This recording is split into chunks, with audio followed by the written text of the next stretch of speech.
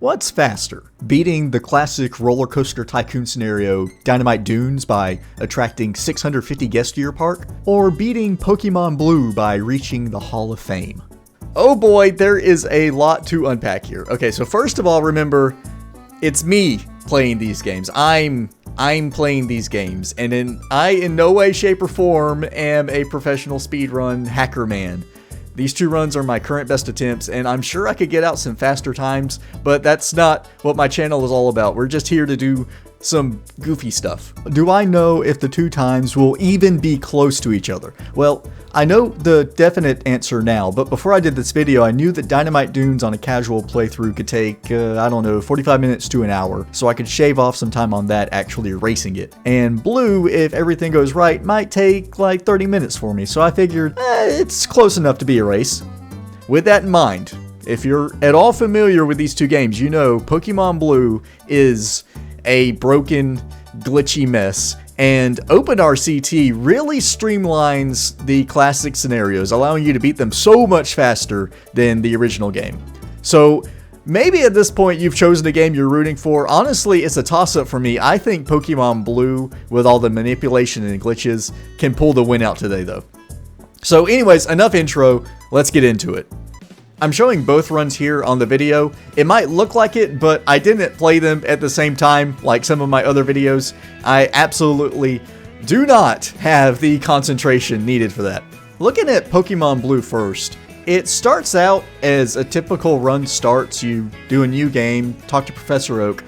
The only thing worth noting is the rival's name. I give the rival this name, MN space, for a manipulation later on in the run, and we'll talk about it when we get there.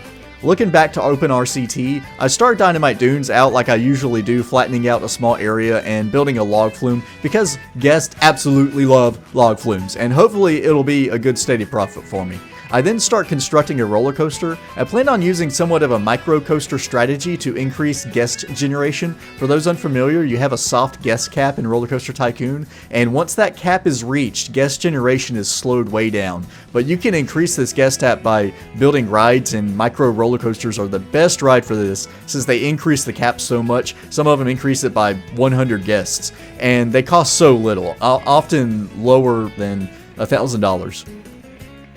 Unfortunately, the Mine Train Coaster and Wooden Coaster don't have reverse chain lift hills, which is kind of what I was preferring here for profit's sake in this particular run, so I had to scrap that for right now. You'll notice in Pokemon Blue we're grabbing our starter Bulbasaur. We'll need Bulbasaur for the Brock Through Walls glitch. Bulbasaur will need to be level 8 when we get to Pewter City, and if we're lucky, have a special stat of exactly 16, not 15, not 17, but exactly 16. But if we're unlucky and the special stat's something different, we can always bypass the need for that special stat with PowerPoint manipulation. Our rival, of course, chooses Charmander, and he picks a fight with us. This battle doesn't really matter. Experience is always nice, just so we don't have to fight wild Pokemon later to get up to level 8. But Charmander has the potential to 3-shot Bulbasaur here, so it can actually be faster if we do lose. I'm hiring employees over in Rollercoaster Tycoon just to keep the park clean and running. I also build some flat rides to help increase guest generation a little bit and to keep profits going in case it does start raining. We're in a desert, but I mean, you never know. Guests won't ride certain rides in the rain like the log flume or the roller coaster that's pre-built in this scenario, but if the rides are indoors like the haunted house or covered like the merry-go-round, then they're fine and we can keep the money flowing. While we're waiting on Charmander to finally knock Bulbasaur out instead of using a lot of growls, now's a good time for me to say like this video if you're enjoying it. And I make a lot of different content like this that's kind of chaotic and weird and goofy. So if you're enjoying this kind of content, be sure to subscribe. It really does help me out a lot. Alright, Charmander finally knocks out the Onion Frog and we can move on in Pokemon. I'm building some food stalls in Rollercoaster Tycoon pretty early on, you may notice. These aren't necessary right now, but I don't want to have to build them later when I'm needing money for ads and microcoasters. Plus, Dynamite Dunes only allows for a maximum of $15,000 in loans, and since we start with a $10,000 loan, that means I only have access to an extra $5,000 if or when I actually need it. We encounter a Pidgey on the way up to Viridian. I don't like fighting Pidgey on this route because they only have access to Gust, or if they're level 5 Sand Attack, which honestly just makes it worse. So I run from this encounter. If this was a Rattata instead, I would have fought it since there's a chance it would just use Tail Whip, and they have ever so slightly less defensive stats than Pidgey. We managed to walk through the rest of the route encounterless and get to Viridian City, where we can pull a Yui and do all that walking over again. In Rollercoaster Tycoon, I decided to take out that $5,000 loan and build a wooden roller coaster. This can increase the guest cap a bit and hopefully be a good profit boost. I don't think I mentioned it yet, but in Rollercoaster Tycoon, our objective is to reach 650 guests in the park. So you notice in the bottom left-hand corner, that's the number of guests in the park right now. Once that hits 650, we win the objective. So essentially, what I'm trying to do is beat Pokemon Blue before I get 650 guests in my park and win the scenario. Or another way of looking at it is I'm trying to get 650 guests in my park to beat the scenario before I can beat Pokemon Blue. But either way, I lose. We already have a little over 130 guests in our park in Rollercoaster Tycoon, so we're already a fifth of the way to the goal. For those unfamiliar with glitches and manipulations for Pokemon Blue that I've been hinting at, you may be wondering how in the world is this even a contest? We just got back to Oak with the parcel. We haven't even made it to Viridian Forest, let alone Pewter City yet, and Rollercoaster Tycoon is already a fifth of the way to its goal. But don't worry, Pokemon will catch up in something you can only describe as Generation 1 at its finest. We stand on the left side of Oak for a little bit of a time save. This makes it so our rival walks one less tile in his animations going up and down. And you may notice in Rollercoaster Tycoon that it is actually raining! I think this is the earliest I've ever seen rain in this scenario, and unfortunately I can't even capitalize it by selling overpriced umbrellas. No, that's really a thing. If it's raining in Rollercoaster Tycoon, you can set the umbrellas price to the maximum of $20 each, and guests will pay for it. It's an incredibly broken way to make money, but we don't have any shops that can sell umbrellas, so this, while not being absolutely worst case scenario, was pretty unfortunate. You'll notice in Pokemon we run into a wild Rattata, which I do fight for some experience. I do need to be mindful of leveling up in current experience though. The required bug catcher at the end of Viridian Forest grants 99 experience off of his Weedle. I want Bulbasaur to either be a high level 5 or a low level 6 when we face that Weedle, or level 7 already, because I don't want it to skip a level when leveling up. If Bulbasaur skips level 7 and goes directly from level 6 to level 8 after battling that Weedle because it had too much experience, it will not learn Leech Seed. And I need it to know Leech Seed for the Brock Through Walls glitch, so that would be a run killer and I have to restart the whole run. In Rollercoaster Tycoon, you can see I'm not really doing too much right now. I'm waiting on a specific roller coaster, the classic mini coaster, to finish being researched so that I can start building some micro coasters. I don't have too much money at this point, definitely not enough to purchase a ride, but the guest cap should be high enough to give us a bit of time before the current guest count catches up, which you can see is already approaching 200. Over in Pokemon Blue, I'm going to take a very specific route through Viridian Forest that will prevent me from running into any wild encounters. I also grabbed the antidote, and I've picked up all the potions available for the fight against the level 9 Weedle. You might be wondering why I'm grabbing the antidote. After all, Bulbasaur is part poison type, so it can't be poisoned, but that will all be revealed soon enough. You can see in Rollercoaster Tycoon that the classic mini coaster is finished being researched, and I've started constructing the first micro coaster. I'm going to make these micro coasters at least somewhat profitable, so I'll be making them tall with a chain lift. I could alternatively just build station pieces and a very small track, since the soft guest cap doesn't really care how big your roller coaster is when it adjusts itself for the rides. But if I did that, the micro coasters wouldn't have great stats, and guests wouldn't ride them. Doing it this way, the coasters are still cheap, and I can at least make some money off of them. Back in Pokemon, we just started the fight with the bug catcher, and Rollercoaster Tycoon is already a third of the way to its goal. Maybe Rollercoaster Tycoon is going to do this faster.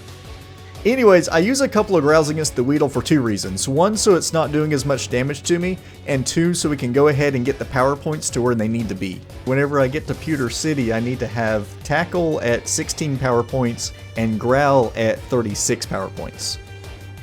His Weedle ends up landing a critical hit on me early on, which isn't great. A critical from it deals 6 damage to me, and I have 5 HP right now, so I heal here to be safe. And sure enough, right after I heal, it lands another critical hit. That very well could have been a run killer. But as they're trading blows and duking it out, you can see in the background that I'm testing the microcoaster to make sure it has some decent stats. And it actually has higher stats than what I was expecting. I go ahead and finish the path, open it up, and then save the design so I can spam it as needed. In fact, I'm going to build one right away because it only cost a little over $500, and I'm expecting to get at least a little bit of the profit back from the guests riding it. Back in Pokemon, Onion Frog finally beats up the weird worm thing and levels up to level 7, which is perfect because it learns Leech Seed. Now it's Power Points management time. I need to use 6 Tackle and 2 Growl for my power points to be where they need to be. But I also need to level up to level 8 as well. After the fight, I checked Bulbasaur's experience just to see where it's at, and it needs a little under 60 more experience points to level up. If I can find a level 6 Metapod, that would be absolutely perfect. I'm getting awful luck and not running into anything in the grass, so I take this opportunity to heal up real quick. Remember, I can't use Pokemon Centers because they would heal my power points, and then I would have to spend quite a bit of time getting everything back to where it needs to be. While we're waiting for that encounter, let's look back over Rollercoaster Tycoon. I'm through researching solely roller coasters, so I can go... Wait! There's a Metapod! And it's level 5. Just under what we need. Oh well. I use Leech Seed here so I can start doing some passive damage. I can't just rely on Tackle because I don't have many I can spare, and Leech Seed doesn't need to be at a specific power point for the manipulation later. Nothing too exciting is happening in either game right now, so I'm going to speed up a little bit through this absolute slog of a fight. You'll notice I swapped my moves around right there. They do need to be in a specific order for the manipulation later. I also ran out of Tackle that I was comfortable using because I do need to fight another wild Pokemon to level up to level 8, so I switched to using exclusively Leech Seed to passively knock the Metapod out. I did exactly what I said I wasn't going to do and ended up fighting a Pidgey.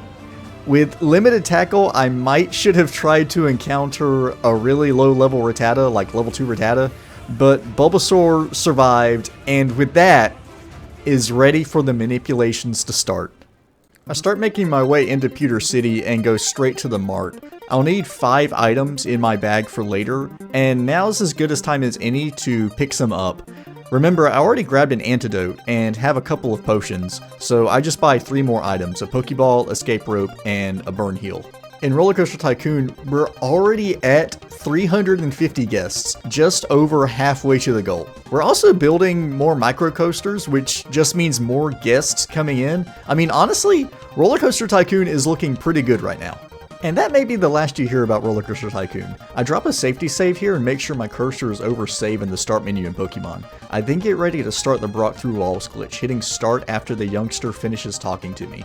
I drop another save and reset the game. When the game loads back up, the youngster is going to start his animation for us to follow him, but we'll be able to walk away from it. This can be used to simply skip Brock if you want to go for swag strats, or it can be used for what we're about to do and get to places in the game super early compared to when you would normally get to them. After a brief animation, we're able to walk again, so we take a few steps into the next route, then come back to the right side of the youngster. If you were to talk to him here normally, the game would crash, but I'm going to load Bulbasaur's power points into the game's memory by simply looking at its moveset, and that does some kind of memory coordinates mumbo jumbo, and after we get done talking to the youngster, we can now walk wherever we want to. Professor Oak has no power over us. So this is the Brock Through Walls glitch, if you're not familiar with it. we're going to use it to get to Saffron City.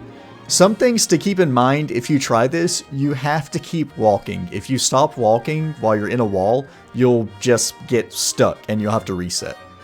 The glitch will stop if you walk into a door or portal to another area, so take care to avoid any doors unless that's your intended destination. And try to stay along the routes and the roadways and in the cities.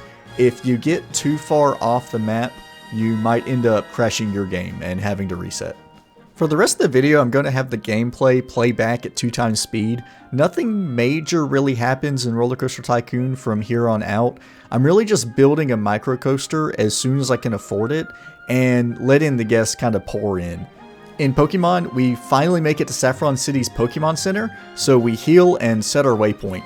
This will be our hub for the rest of the glitches. As we walk towards Celadon, the guard stops us because he's thirsty, and then he lets us go anyways. You might be wondering why we're in Celadon, and why didn't we just walk here with the Brock through walls glitch? Well, we need Saffron to be our waypoint, because there's a trainer in the route just south of Saffron that we can exploit with the trainer fly glitch. But we need a Pokemon that can fly, or teleport. And in the game corner, there's a Pokemon for sale that can do just that. It's also really easy to get, only needing 120 coins. It's Abra! Yay! We teleport back to Saffron City and go back into the Pokemon Center so I can deposit Bulbasaur. Because, you know what? We have an Abra. We don't need anything else to take on the rest of the game. I then open up my bag and swap around the burn heal and the coin case, because I'm setting up for an item duplication glitch. We then head south of Saffron, where I'm stopped by the guard again because he's thirsty, but he lets us through anyways. I drop a safety save right here, and I'm glad I did. There's quite a buffer to get that start press in between walking towards the trainer and them noticing you, but I mean, sometimes you miss it, so I reset and we get it the next time. We then make our way up to the fighting dojo. I'd like to point out here first though, that Rollercoaster Tycoon is up to 500 guests. I only need 150 more guests to win the objective and the race, which means I only need 150 more guests to win the objective and lose the race. The black belt here plays nice and one-shots my Abra, helping us quite a bit with time. We get sent back to the Pokemon Center, and I remember to press start. If I didn't press start here, I'd end up fighting a trainer from the southern route, and then the game would glitch out and it wouldn't be very fun and I'd have to reset. I run from Missing No and then toss 2 of the duplicated items. This is a key part of the item underflow glitch. We then head back down south of Saffron and do the item duplication glitch again. The guest count in Rollercoaster Tycoon is steadily rising. Only 110 more guests to go before the objective is complete. Real quick, notice here that the rocket grunt that was in front of the Mimic's house earlier in the video is now gone. I don't really know why this happens unless there's some event that was triggered in Saffron while we're doing all of this glitchy mess. We take on a trainer in the fighting dojo again, and we are almost done. Just one more duplication and some inventory management, and we'll be done with Pokemon. But I think this trainer knows it because he makes this fight last way longer than it needed to. He uses a total of 4 Leers and 2 X attacks before finally knocking out my level 6 Abra. But like I said, we're almost done. Well, we're actually almost done in both games. Rollercoaster Tycoon only needs 80 more guests, and for a push, I start advertising, really increasing guest generation for the next 2 weeks in-game. But this is just where the fun begins in Pokemon. I swap my duplicated items, the burn heals, with the third item in my bag, a Pokeball, and then toss that Pokeball. I then start tossing the items above the burn heals, which duplicates the stacks of the burn heals. I then toss 1 stack of burn heals. Guests are at 600 in Rollercoaster Tycoon. 2 stacks of burn heals, and then all but 2 of a third stack of burn heals. With those last 2 burn heals, I start combining them until, with the power of math, I have a total of 0 burn heals. With all of that done, I can now scroll down, and there it is, the game's running memory. I take TM26 and swap it with a second slot of Master Balls, and then toss 9 of them. And when I walk forward, we're in the Hall of Fame. But Rollercoaster Tycoon is at 636 guests. I only need 14 more guests to beat the objective. Time doesn't end until the Hall of Fame screen goes to white, so this is still anyone's game. Only 5 more guesses. There's Abra. It did so well against the champion. This should be it. That's it. That's 650. Where's the objective screen? Come on, come on. Objective complete. Rollercoaster Tycoon did it. Holy cow. Come from behind? I was honestly shocked when I saw the results on this. I thought Pokemon had actually clutched it, but Rollercoaster Tycoon was just such a steady run the entire time. Congratulations to the winner, me, and condolences to the loser, also me. So finally, the age-old question of what's faster, Rollercoaster Tycoon, Dynamite Dunes, or Pokemon Blue has been answered. It's Dynamite Dunes. Thanks everybody for watching. Be sure to like this video if you like it. Leave me a comment below saying something. I don't know. Subscribe for more content. Thank you all so much again, and see you later.